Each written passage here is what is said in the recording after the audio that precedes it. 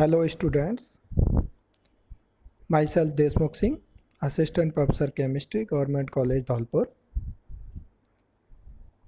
First of all, congratulations to all MSc final year students of chemistry which is promoted due to corona pandemic from MSc previous to MSc final.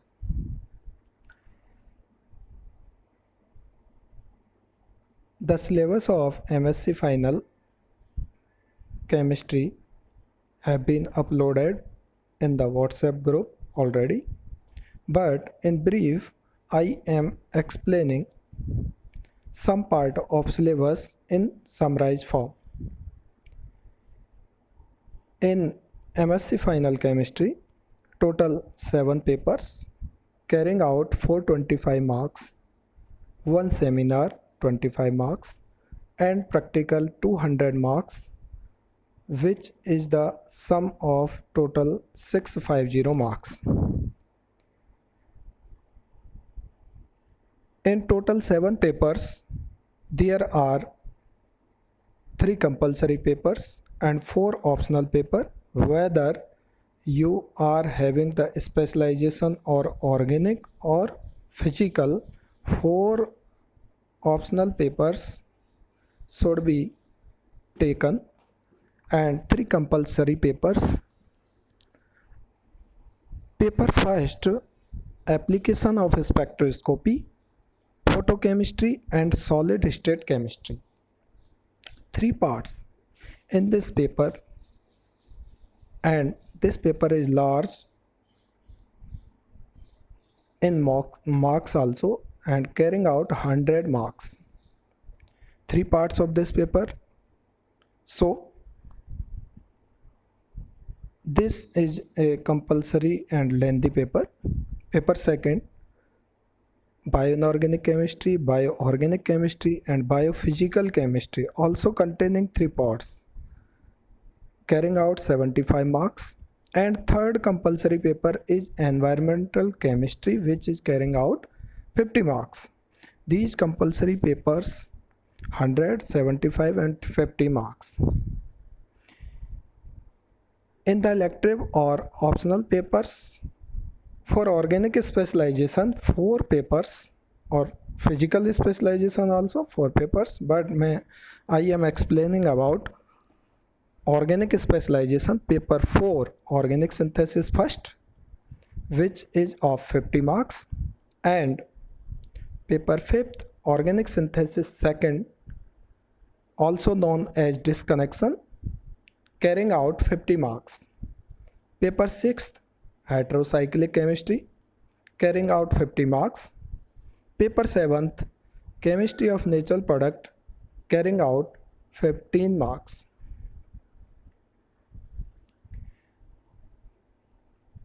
One seminar should be prepared by each student of 25 marks to the allotted topic, and practical carrying out 200 marks. I will teach you about paper 4th and 5th, that means organic synthesis first and organic synthesis second. So here I am suggesting some books for paper 4th and 5th for organic specialization. For paper 4th or organic synthesis first, we can use Dr. Jagdamba Singh and Dr. LDS Yadav of Pragati Edition. Both papers are included in this book. Second book is the most common book for the rearrangement and reagents is used, which is the book is S.N. Sanyal book. For the paper 5th organic synthesis second, Stuart Warren book and S.C. Amita organic synthesis book can be used also. For the paper 4th organic synthesis first, Norman and Coxon book can be also used. Now, these are the basic introduction part about the syllabus. which is given by me to you. Now we will discuss about paper 4th, organic synthesis first. These paper carrying out 50 marks is classified in 5 units. Unit first is the organometallic reagents.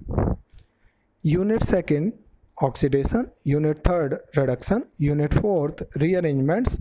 Unit fifth, metallocenes, non-benzenoid aromatics and polyaromatic compounds. These units having some complicated description in its. Here we are going to start about the unit 4th. Name is rearrangements, Punarvinyas. This unit contains in the syllabus, first of all we will discuss about the introduction, then we will discuss about the migratory aptitude. In introduction part we will discuss about the what is the rearrangement, definition, type of rearrangement, and different type of rearrangement can be occurs. Then we will discuss about migratory aptitude, then different detailed mechanismic study and application study of different rearrangement, for example, which is included in your syllabus: Pinacol-Pinacolan rearrangement, Wagner-Meerwan rearrangement, Daman-Job rearrangement, benzylic acid rearrangement, Weir-Wilger rearrangement, Fabrowski rearrangement, Beckmann rearrangement, Hoffman rearrangement, Curtis rearrangement, Schmidt rearrangement, Never rearrangement, Shapiro reaction, Arndt synthesis. These rearrangements are included in your syllabus. And last topic of this unit will be memory facts. Now we will start about the rearrangement. Rearrangement is the chemical process. For the definition we can use, it is a chemical process in which structural reorganization of a original molecule will take place, or by migrating of a group or a atom from one place to another place by breaking and forming of a sigma and pi bond is called rearrangement. That means structural reorganization or structural isomer of any chemical compound will be formed during this reaction. There is no change in the molecular formula and molecular weight in the reactant. Only structural isomer will be formed in the form of product. For example, here the conversion of WAB to ABW is the example of a rearrangement reaction as shown in the following. For example,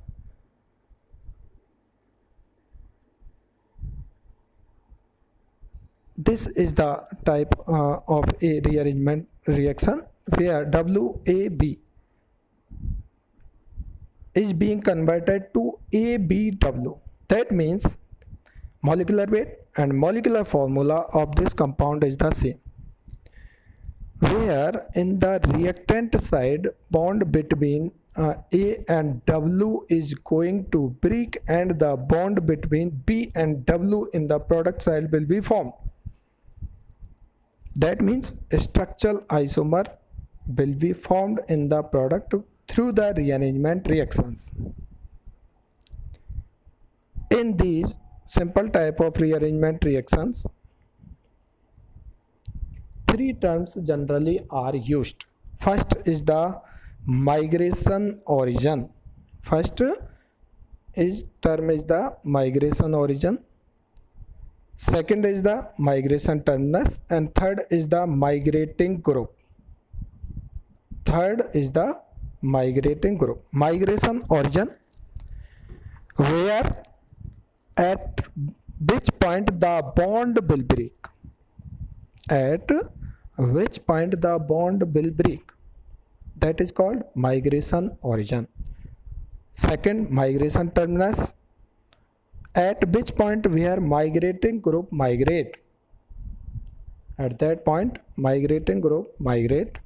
And third is the migrating group, atom or group which migrate from one place to another is called migrating group. The conversion of WAB to ABW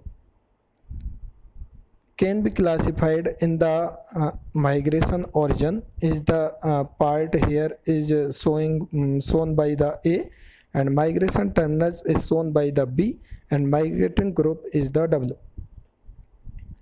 That means we can say that migration origin इस example में ए है, जबकि migration terminus इस example में B है, जबकि migrating group इस example में डब्ल्यू है। इसका मतलब यह हुआ कि माइग्रेशन ओरिजिन वह पॉइंट होता है जहां से किसी भी रीअरेंजमेंट रिएक्शन में बॉन्ड का ब्रेक होना स्टार्ट होता है। जैसे कि ऊपर वाले एग्जाम्पल में जब आप देख रहे हैं तो ए और डब्ल्यू के बीच का बॉन्ड टूट रहा है, जबकि प्रोडक्ट में बी और डब्ल्यू के बीच का बॉन्ड बनना शुरू हो रहा है।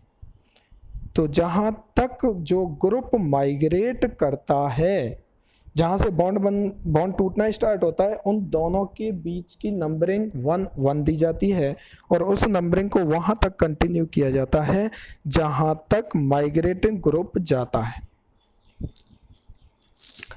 इस एग्जाम्पल में ए और डब्ल्यू के बीच का बॉन्ड टूटना स्टार्ट हुआ है, डब्ल्यू जा रहा है बी तक जा रहा है, इसलिए डब्ल्यू आपका माइग्रेटिंग ग्रुप होगा। ए से बॉन्ड का टूटना स्टार्ट हुआ है, इसलिए ए आपका माइग्रेशन ओरिजिन होगा, जबकि बी तक डब्ल्यू गया है या माइग्रेटिंग ग्रुप गया है, इसलिए बी आपका माइग्रेशन टर्मिनस होगा। तो ये जो रीअरेंजमेंट रिएक्शंस होती हैं, इन रीअरेंजमेंट रिएक्शन में किसी भी केमिकल कंपाउंड का जो कि एज ए रिएक्टेंट पार्टिसिपेट कर रहा होता है, उसका मॉलिक्यूलर वेट, उसका मॉलिक्यूलर फार्मूला प्रोडक्ट में सेम रहता है, केवल उसका स्ट्रक्चरल रीऑर्गेनाइजेशन होता है। दैट मीन्स उसका केवल स्ट्रक्चरल आइसोमर आपको ऑब्टेन होता है। रिएक्टेंट में से कोई भी एक ग्रुप, कोई भी एक एटम अपनी पोजीशन से माइग्रेट होकर के किसी दूसरी जगह पहुंच जाता है और हमको नया स्ट्रक्चरल आइसोमर मिल जाता है। जो ग्रुप जाता है उस ग्रुप को माइग्रेटिंग ग्रुप, जहां से जाता है उस पोजीशन को माइग्रेशन ओरिजिन, और जहां तक जाता है उसे माइग्रेशन टर्मिनस कहा जाता है। आइए हम इसको कुछ एग्जाम्पल्स की सहायता से समझने का ट्राई करते हैं। इस माइग्रेटिंग, देखिए मैंने नीचे एग्जाम्पल्स आपको शो किए हैं। For deciding the type of rearrangement और specify the rearrangement, the numbering should be started from migration origin and migrating group bond. जब भी हम किसी भी रीअरेंजमेंट को स्पेसिफाई करते हैं कि ये रीअरेंजमेंट किस तरीके का है, इसका नॉमेनक्लेचर हम यदि करें तो वो क्या होगा इसका नॉमेनक्लेचर के हिसाब से, तो सबसे पहले हम माइग्रेशन ओरिजिन और माइग्रेटिंग ग्रुप, जो बॉन्ड टूट रहा है, उन दोनों के बीच की नंबरिंग को 1 और 1 देते हैं। जैसे मैंने यहाँ पर 1 और 1 दी है, ए और डब्ल्यू के बीच की नंबरिंग को 1 और 1 शो किया है, और उस नंबरिंग को वहाँ तक कंटिन्यू करते हैं जहाँ तक प्रोडक्ट में वो माइग्रेटिंग ग्रुप गया हुआ है। दैट मीन्स ए से बी जुड़ा हुआ है तो मैंने नंबरिंग को वहाँ तक कंटिन्यू किया, बी तक क्या कहा है, उसे कहा है 2। क्या कहा है, 2। और यहाँ जो माइग्रेटिंग ग्रुप होता है उसको, तो मैंने इसको लिखा है 1 to W शिफ्ट। यहाँ पर माइग्रेशन ओरिजिन और माइग्रेटिंग ग्रुप के बीच के बॉन्ड की नंबरिंग 1 1 दी जाती है और उस नंबरिंग को वहाँ तक कंटिन्यू किया जाता है जहाँ तक माइग्रेटिंग ग्रुप माइग्रेट करता है, और उस पॉइंट को हम माइग्रेशन टर्मिनस के नाम से जानते हैं। जो ग्रुप माइग्रेट करता है उसको रीअरेंजमेंट को स्पेसिफाई करने के लिए हम नॉमिनेट करते हैं। For example, in this example we can say that this is the 1 to W shift example. 1 to here A is the migration origin and 2 position is the migration terminus where migrating group W is going to in this rearrangement reaction. Okay, that is clear. Next, आइए हम कुछ another example से इसको समझने का try करते हैं। देखिए, नेक्स्ट जो एग्जाम्पल मैंने लिया है, इस एग्जाम्पल में आप ये देखेंगे ए बी सी मैंने 3 एटम जोड़े हैं और ए से डब्ल्यू जुड़ा हुआ है और यहाँ पर एक रीअरेंजमेंट रिएक्शन हो रही है और उसके बाद आपको रीअरेंज प्रोडक्ट भी दिखाई दे रहा है। पहले आपका रिएक्टेंट साइड में ए और डब्ल्यू के बीच में बॉन्ड बना हुआ है, प्रोडक्ट में वो बॉन्ड डब्ल्यू यहाँ से माइग्रेट हुआ है और वो कहाँ तक चला गया है, सी पर चला गया। दैट मीन्स ए और डब्ल्यू के बीच की नंबरिंग क्या करेंगे हम, ए यहाँ पर हमारा माइग्रेशन ओरिजिन है, कौन जा रहा है, डब्ल्यू जा रहा है, इसलिए माइग्रेशन टर्मिनस होगा और माइग्रेटिंग ग्रुप होगा, और कहाँ तक जा रहा है, सी तक जा रहा है, इसलिए ये हमारा माइग्रेशन टर्मिनस होगा। So here 1,3W shift will be observed in this rearrangement reaction because A W के बीच की नंबरिंग आपने 1 1 की और उसके बाद माइग्रेशन ओरिजिन से उस नंबरिंग को असेंडिंग ऑर्डर में वहाँ तक कंटिन्यू किया जाता है जो हमारा माइग्रेशन टर्मिनस होता है। इसलिए मैं A से C की तरफ गया हूँ तो मैंने नंबरिंग को असेंडिंग ऑर्डर में 1 2 3 और 3 तक गया है, W माइग्रेट हुआ है, माइग्रेटिंग ग्रुप है, 1 से कहाँ गया है, 3 पे गया है, इसलिए क्या होगा 1,3W शिफ्ट। यदि इसी एग्जाम्पल में W हाइड्रोजन होता तो हम इसे 1,3 हाइड्रोजन शिफ्ट बोलते।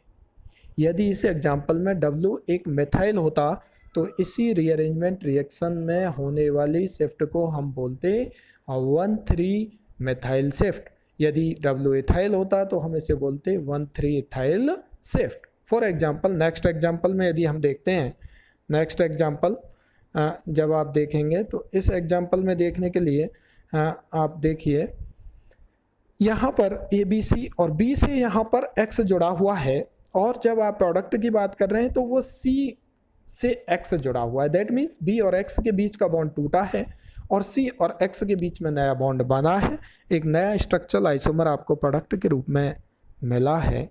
तो यहाँ पर रीअरेंजमेंट हुआ है। ये रीअरेंजमेंट किस तरीके का है, तो B और X के बीच में चूँकि बॉन्ड टूटा है और X मूव कर रहा है, एक एटम से दूसरे एटम तक जा रहा है, तो X आपका माइग्रेटिंग ग्रुप है, B आपका क्या है, माइग्रेशन ओरिजिन है, और C आपका क्या है, माइग्रेशन टर्मिनस है। C क्या है, माइग्रेशन टर्मिनस है। चूँकि नंबरिंग को हम कंटिन्यू करेंगे, B से चलेंगे, B और X के बीच में 1 और 1 नंबरिंग देंगे और नंबरिंग को असेंडिंग ऑर्डर में वहाँ तक कंटिन्यू करेंगे जो हमारा माइग्रेशन टर्मिनस को शो करेगा। तो ये होगा हमारा 1 to X शिफ्ट, चूँकि X माइग्रेटिंग ग्रुप है इसलिए 1 to X शिफ्ट, जो भी X होगा उस हिसाब से हम इसको नॉमेनक्लेचर कर देते हैं। फॉर एग्जांपल, मैंने नेक्स्ट एग्जांपल नीचे वाला जो एग्जांपल दिया है जहां ABCDE 5 एटम हैं, A से X ग्रुप जुड़ा हुआ है जो कि एक माइग्रेटिंग ग्रुप है।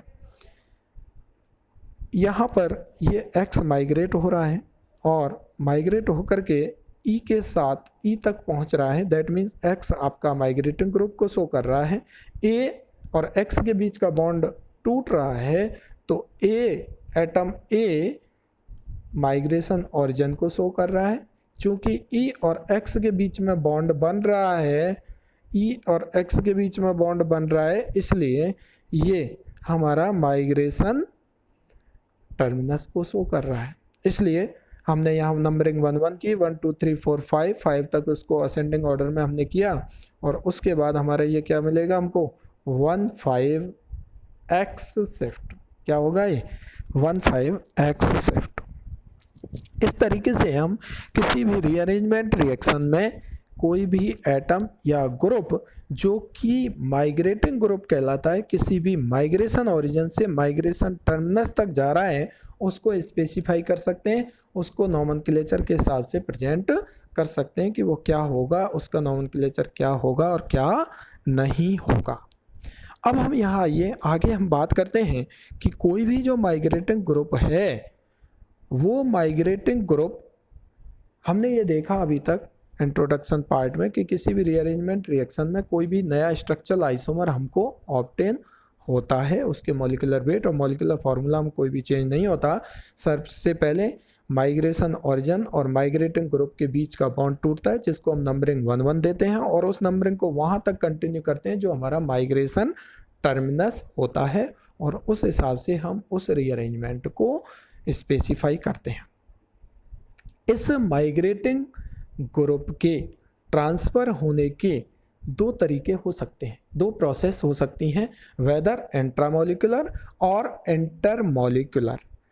What is the difference between intramolecular and intermolecular? Generally mostly rearrangement जो रिएक्शंस होती हैं उनमें ज़्यादातर रीअरेंजमेंट रिएक्शन में जनरली इंट्रामोलिकुलर प्रोसेस देखने को मिलती है। इंट्रामोलिकुलर प्रोसेस में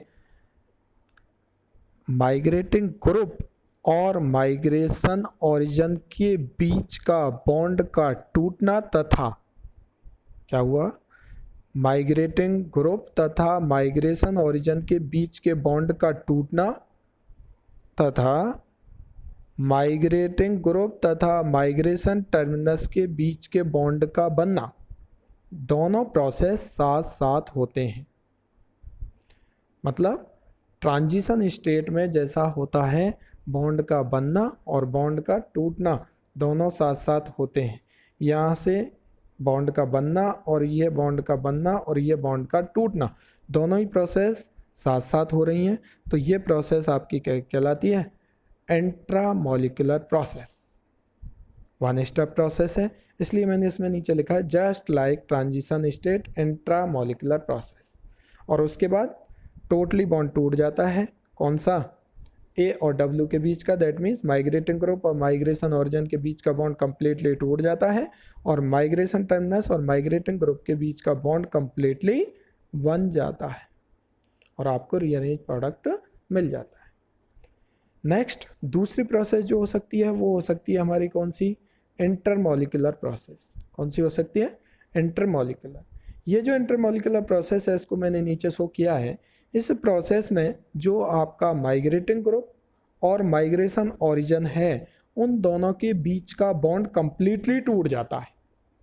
कंप्लीटली टूट जाने की वजह से यहाँ पर इंटरमीडिएट फॉर्म हो जाता है। जस्ट लाइक जो भी माइग्रेटिंग ग्रुप होगा, हो सकता है वो W पॉजिटिव हो सकता है वो W नेगेटिव हो। यदि वो इलेक्ट्रॉन लेकर के जा रहा है तो W नेगेटिव की फॉर्म में जाएगा, यदि उसने बॉन्ड के इलेक्ट्रॉन ए को दे दिए हैं तो वो W पॉजिटिव के फॉर्म में रहेगा।